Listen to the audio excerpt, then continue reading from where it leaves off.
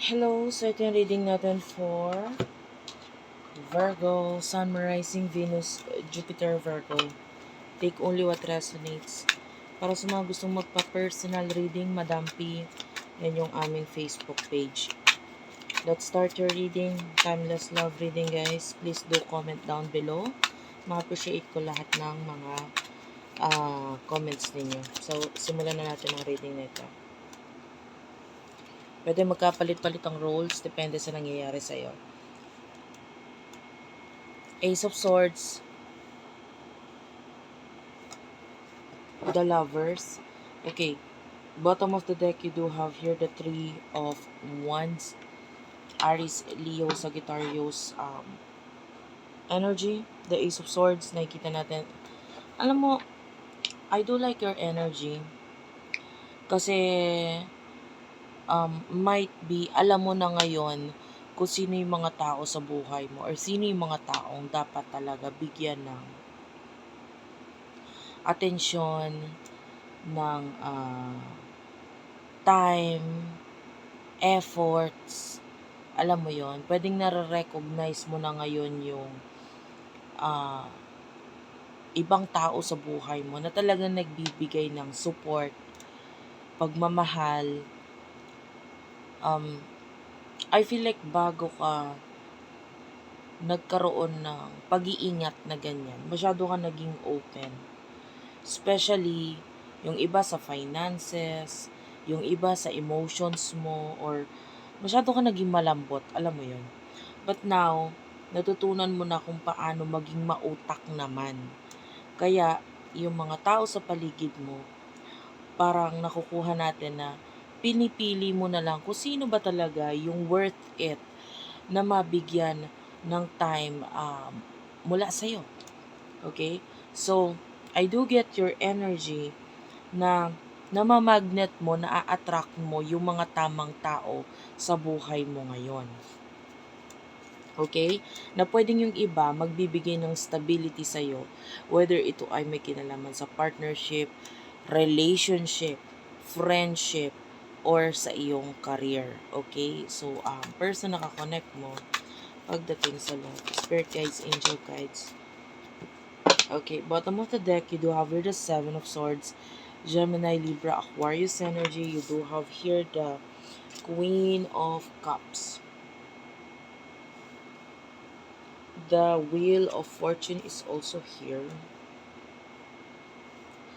Okay, person na kakonect mo with the Queen of Cups, nakikita natin yung pag-a-admire sa'yo ng person na to. And with the Wheel of Fortune, medyo nababago yung pangyayari ngayon sa buhay niya. And I feel like with the Seven of Swords, meron siyang mga gustong alisan, layuan, some kind of the tower, a end at the bottom of the deck is here, some kind of ending. Ang gustong gawin itong person na to, pagdating dito sa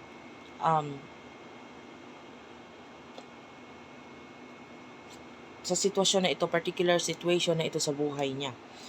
And I feel like hindi kasi past energy yung nakukuha ko sa iyo, mas nakukuha natin ang focus mo future, future, future, ganun.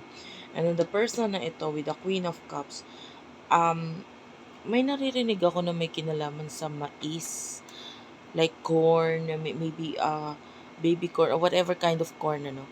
It could be you love eating corn or currently you're eating corn habang nakikinig ka sa akin, or that's your favorite, or may mga pinag-usapan kayo ng person na to na may be related sa mais or sa corn. This could be your reading. So, emotions. Tell me about the emotions here. Knight of Swords. Page of Swords, Gemini, Libra, Aquarius.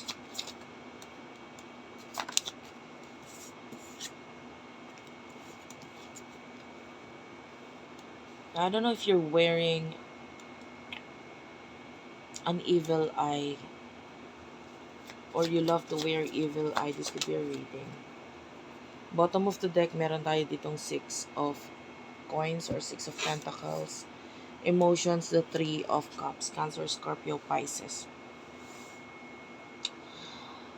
With the Knight of Swords, nakita tayo dito ng, um, well, ikaw ito kasi na parang, with regard sa love, nandun yung, sige, susugot ka, or with the Page of Swords, there's a tendency for you na magmadali or mag-take ng mga risk or masyadong magmadali when it comes to love. And I feel like nandun nandun yung kahinaan mo eh. Okay, sa part na yon. Although sabihin na natin nagiging mautak ka ngayon, pero let's say there's another connection na biglang dumating or sumulpot sa buhay mo.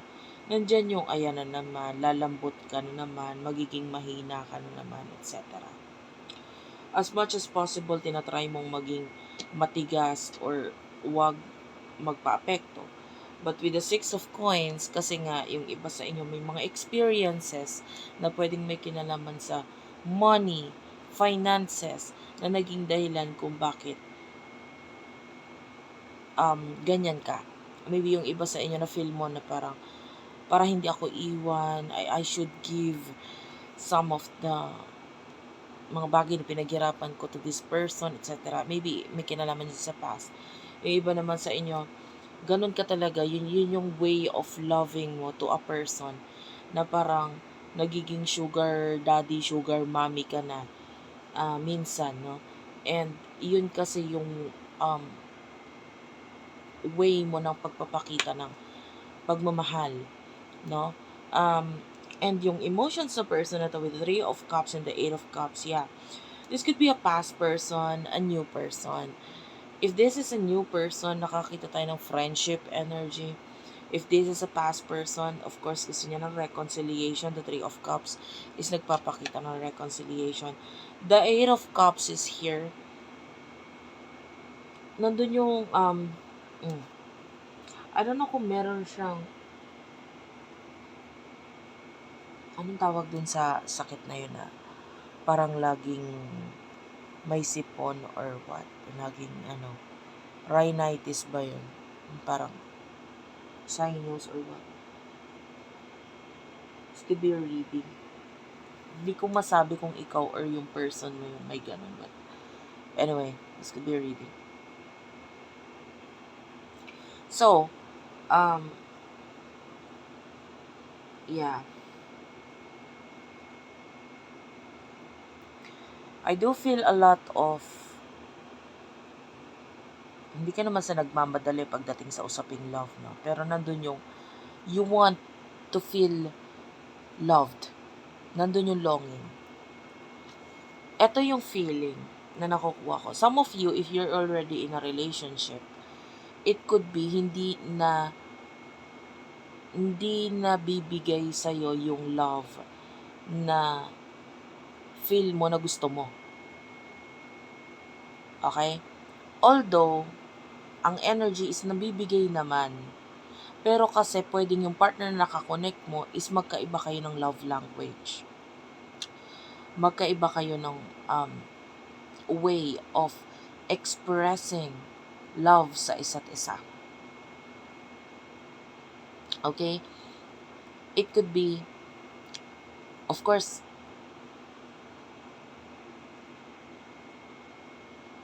talaga naman may pagkakaiba mga tao, no? Pero mas maganda kasi yung makakapartner mo or yung mamahalin mong tao or yung magmamahal sa'yo is pareho kayo ng way of how you want to be loved and how you express love. Diba?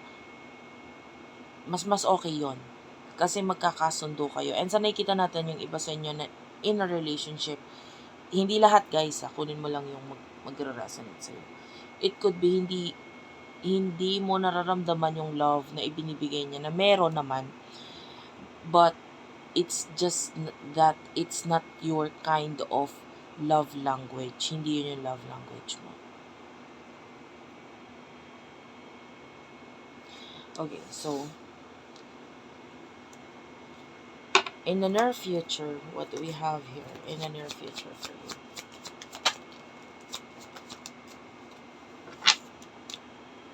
Knight of Wands, Six of Swords.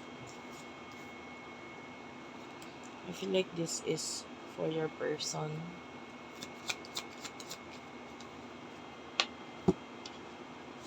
And then you do have here the Star. Naririnig ko yung word na sugar. Sugar. So anyway, Knight of Wands, Six of Swords. Well, Knight of Wands, nakikita natin your moving on from the past energy, from the people na hindi lang kasi ito love related eh. Yung iba, it could be experiences in the past na pwede may kinalaman sa money, mga taong naging once na connected na sa buhay mo. But you're moving on from this, and part of you is gusto mong malaman or, you know, makabalita. Like, just to give you, anong tawag dito?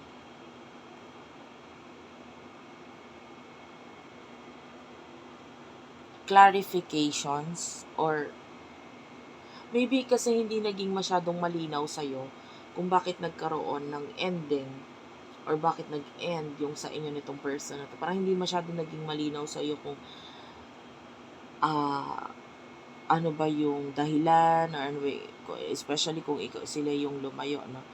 And or yung iba naman, ito hindi lang to sa love, ulitin ko, hindi lang to sa love. It could be friends or people na minsan na naging importante sa buhay mo. And emotionally, yung iba, love related, okay? Pwedeng hindi mo nakuha yung sagot sa kanya, or hindi ka naniniwala doon sa mga binanggit or sinabi niya sa'yo in the past, or maybe, a lot of questions. No? And with the Six of Swords, nakikita natin dito, as much as possible, tinatry mong mag-move on, pero napakabagal. Okay, especially nga, eto ha, pag money related, hindi siya madaling kalimutan. Pag may usapan sa usaping pera. Okay, whether love or hindi love related yung binabanggit natin regarding sa pera, medyo mahirap sa yung kalimutan. Kaya tinatry mo as much as possible mag-slow down. So pag move on na yan. But kasi part of you is expecting na sana mabalik, sana mabigay sa akin or what. So nandun. Yung iba naman sa inyo, if this is love related, you still ganun pa rin, you're slowing down. You still want answers, you still want to know kung ano ba, may chance but sa amin to person na to, etc. This is a person in the past. For some of you, sa future energy, pagdating sa love, if you are looking for love, hindi ka rin naman para magmadali about doon. Kumbaga, okay, kung dadating. Pero kung hindi, okay lang din. Okay, so yung energy ng person na kakonect mo with the Eight of Wands and the Star, I feel like this is a person na minamanifest ka. Hindi ikaw, yung iba hindi ikaw literal mismo. Okay? Kasi yung iba hindi mo to patok kilala. Okay? Yung iba naman, if this is someone na parang kakilala mo na, yeah, this is you na minamanifest niya.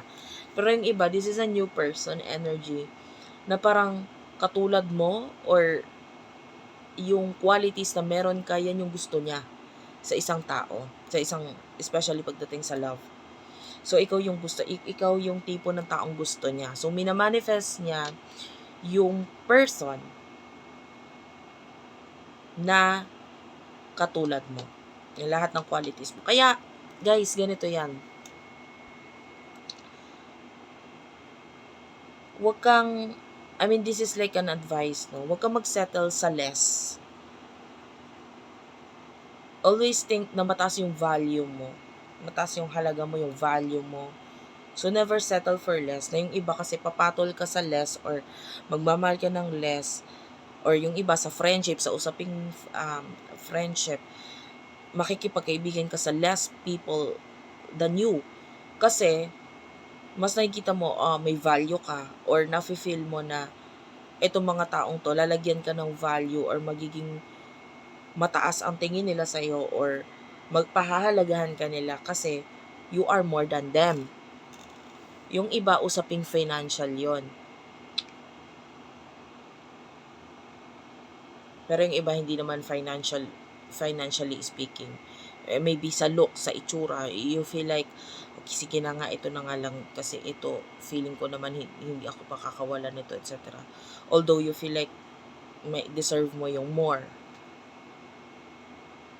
Pero nandito ka na sa, kasi pagka-level mo yung pinatulan mo, or babae man o lalaki, LGBTQIA+, tendencies baka iwanan ka, 'di ba? Parang yung iba sa inyo may ganung mindset eh.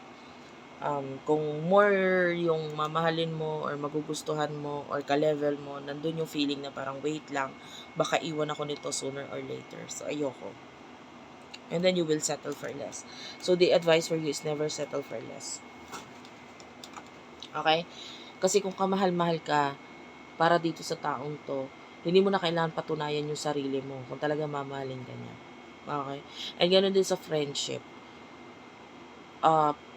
You don't need to prove anything. Yung iba financially, no, nagpo-provide, nagbibigay din sa mga friends nila, gumagastos, etc. Kasi nga, gusto mo, magkaroon ka ng value dun sa mga kaibigan mo na yun. Pero hindi mo nga kailangan patunayan yung sarili mo. Kung talaga kaibigan ka para sa kanila, kaibigan ka para sa kanila. Okay? So, that's it for now. Thank you for watching. I love you all. Please do like and subscribe. By the way, I can see that you are really protected ha. I really do love the energy. Tapos itong taong to na paparating sa buhay mo, you would know na, na ito yung person para sa'yo. There's signs.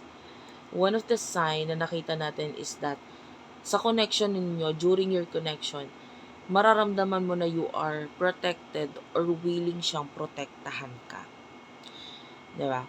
Na parang tipong hindi mo mafe-feel na ikaw ay